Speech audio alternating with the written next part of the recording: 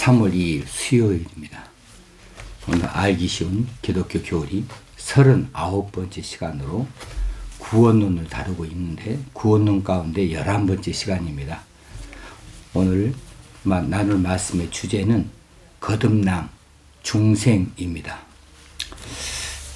구원으로 가는 과정에서 첫 번째 단계가 지난번에 한번 살펴봤던 소명, 부르심이라고 하는 거죠.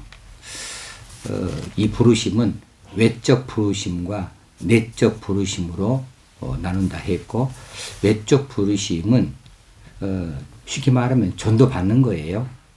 누군가로부터 예수 그리스도에 대한 이 복음의 말씀을 듣는 일이지요.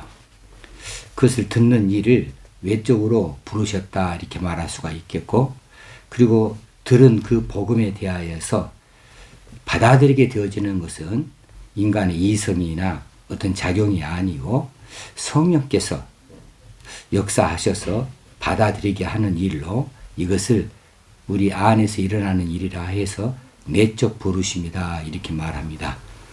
그래서 소명, 부르심이라고 하는 것은 외적으로 복음의 말씀을 듣게 되어지는 것과 들은 그 복음의 말씀을 내 안의 심령이 받아들이게 하는 이 성령의 역사로 이루어지게 되어 있습니다. 그 다음의 과정이 뭐냐 하면 오늘 나누게 될 말씀 거듭남, 중생이라고 하는 거죠.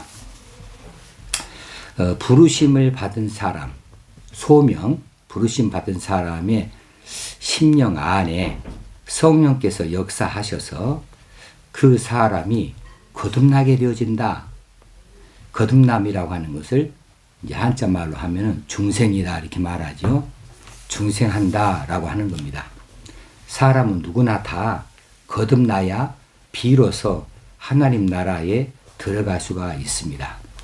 하나님 나라는 영적으로 다시 태어나는 사람, 거듭난 사람, 중생한 사람만이 들어가는 곳이고, 그렇게 중생해야 거듭나야 세상에서의 삶의 방식이 아닌 신령한 생활을 할 수 있기 때문에 거듭나야 된다 이렇게 말하는 겁니다. 요한복음 3장의 초반에 보면 바리새인 니고데모가 밤중에 예수님께 찾아왔습니다.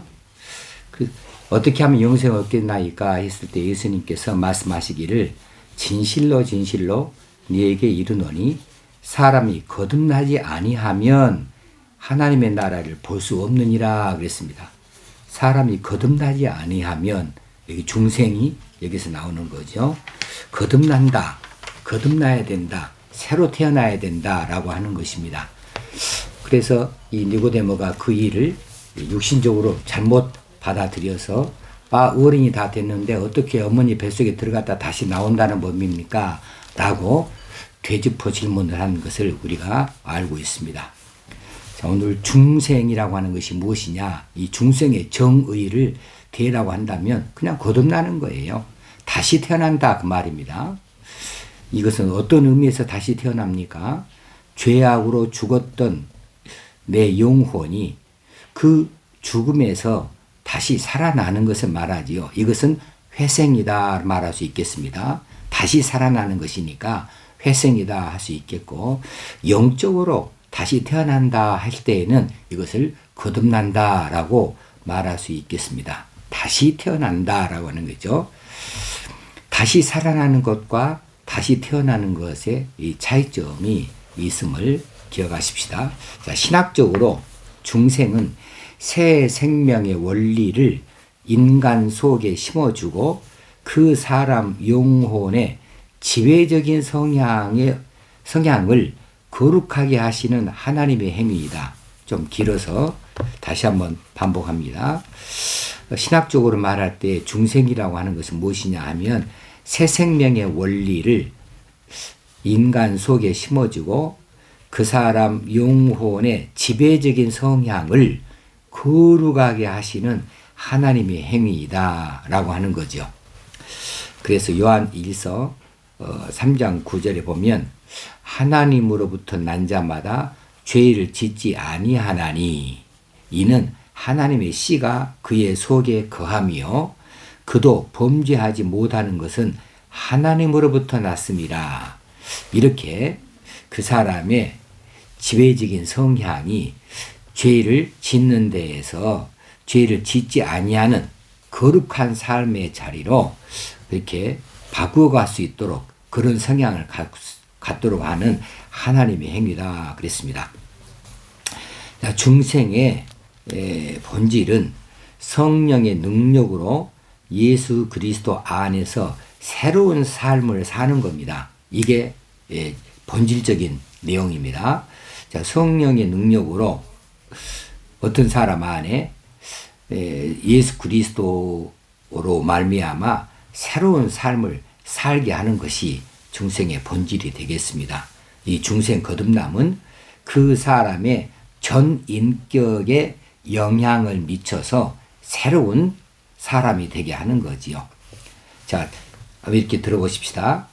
내가 복음의 말씀을 들었어요. 듣는 것은 외적인 소명이다 그랬습니다. 근데 들은 그 말씀이 진리의 말씀으로 영혼 구원의 말씀으로 깨달아 알게 되어지는 거예요.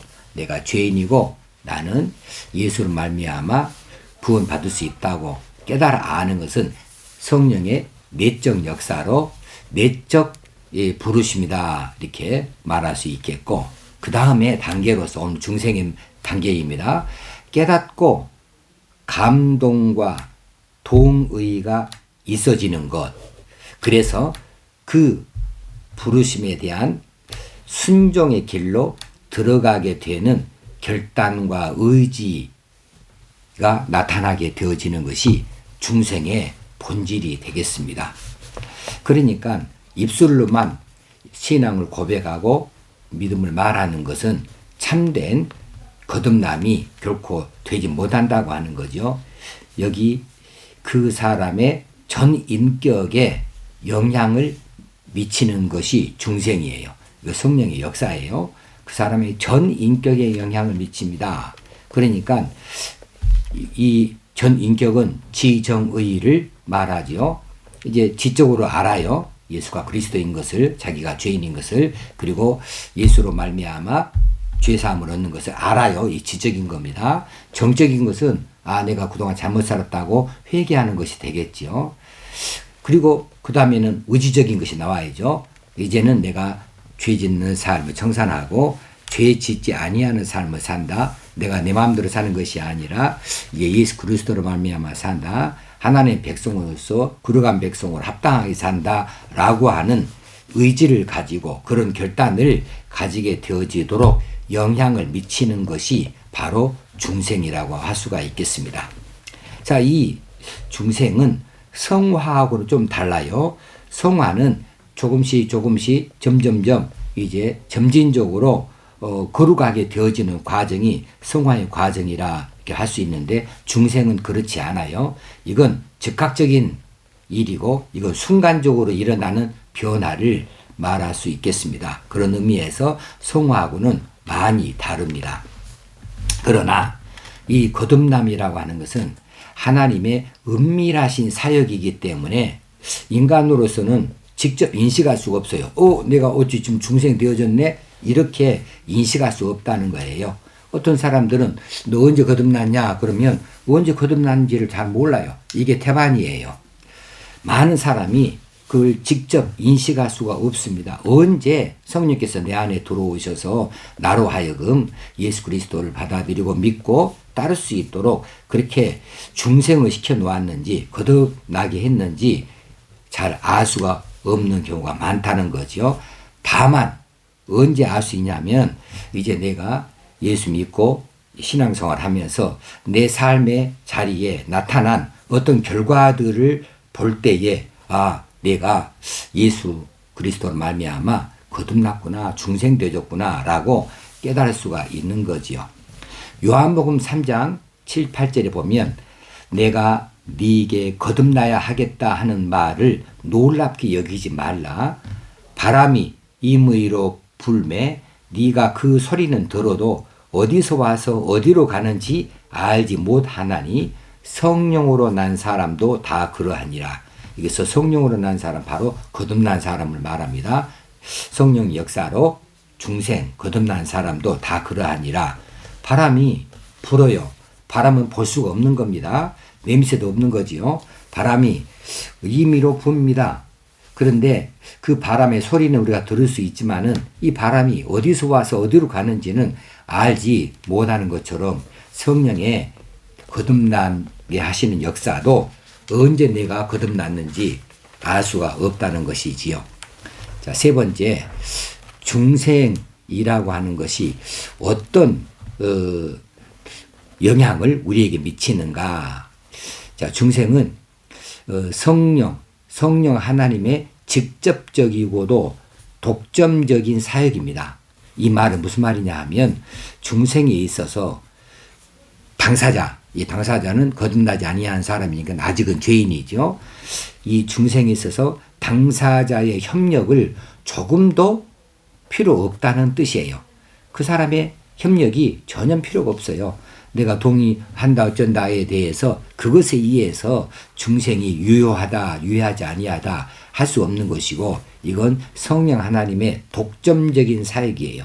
그리고 이것은 직접적으로 영향을 미치는 사역이라고 하는 거죠. 오직 하나님만이 죄인들을 이제 의롭게 하시고 거듭나도록 일하시는 분이십니다. 요한복음 3장 5절에 보면 물과 성령으로 거듭나는 것을 예수님께서 말씀해 주십니다. 그래서 물과 성령은 어떤 의미인가? 자, 우리 심령이 죄로 인하여서 오염되어졌어요. 이 죄로 오염되어진 우리 심령을 깨끗하게 하는 것, 이것은 물로 씻는다는 의미로 물로 거듭난다 이렇게 하는 것이고, 또 어떤 해석으로는 우리가 세례를 받을 때 물세례를 받습니다. 물세례를 받는 거, 이것은 거듭난 사람이라고 예수를 구주로 모시는 사람들에게 자신의 고백 위에 공교회 앞에서 물세례를 베품으로 그것을 인정해 주는 일을 말합니다. 자, 그러나 내부적으로 우리 심령 안에서의 변화된 역사를 말하자면 물은 우리 심령에 오염되어진 것, 죄로 인하여 오염되어진 것을 깨끗하게 하는 것을 의미한다 할 수 있겠습니다. 또 성령으로 거듭난다, 물과 성령으로 거듭난다고 말씀하셨는데, 이 성령으로 거듭난다고 하는 것은 새 생명으로 재창조한다고 하는 것을 말씀해 주십니다. 이건 아무도 못하는 일이죠. 새 생명의 사람으로 우리를 재창조하신다, 거듭나게 하신다라고 하는 것입니다. 그러므로 중생의 수단과 방편은 두 가지입니다. 수단과 방편은 뭐가 무엇이냐면 복음의 말씀과 성령의 역사하심입니다. 복음의 말씀, 이것이 우리 중생의 수단이 되어줄 수 있고, 성령의 역사하심이 중생의 방편이 되어줄 수 있다 할 수 있겠습니다. 자, 그러면 중생을 받은 사람은 그러면 이제 어떻게 살아야 되는가라고 하는 것은 아까 중생의 정의에서 밝혀서 말씀해 드린 대로 죄를 짓지 아니한다라고 하는 겁니다. 거듭난 사람은 이제 죄를 짓지 아니하는 삶으로 바뀌는 것이죠. 이전에는 자기의 필요에 따라서 이제 죄를 지을 수도 있고 들키지만 않으면 되는 식으로 이렇게 막 살았을지 몰라도, 이제 우리가 하나님 앞에서 사는 사람의 모습으로서 이 모든 죄는 드러날 수밖에 없다. 내 죄를 예수 그리스도의 십자가에서 대속함을 받았는데 내가 또 죄를 지을 수는 없다. 나는 이제 거룩한 백성이다, 하늘 백성이다 하는 이런 중생되어진 거듭난 사람의 그런 마음을 가지고, 그런 심령을 가지고 죄를 짓는 일에 대하여서 아주 두려워하고 죄를 짓는 일에 대해서 아주 혐오스럽게 생각하는 거죠. 죄 짓지 아니하는 삶으로 나아가는 것을 보면 그 사람이 거듭난 사람으로 말할 수 있겠습니다. 우리가 예수 믿으면서 그냥 예수를 누군지를 안다, 이렇게 지식적으로만 안다고 해서 아는 것이 아니고 그분과 동행하는 삶을 사는 사람은 그분이 기뻐하신 뜻대로 사는 것이기 때문에 자기 생각대로 자기 마음대로 자기 감정대로 함부로 말하지 아니하고 함부로 행동하지 아니하고 우리는 거듭난 사람으로서 하늘 백성으로서 그 거룩한 백성으로 살아가기로 다짐한 사람이고 그 길을 쫓아가게 되어지는 것이지요. 오늘은 구원론 가운데에서 중생 거듭남에 대하여서 오늘 공부하였습니다. 오늘도 평안한 날 되어지기를 주의 이름으로 축원합니다. 감사합니다.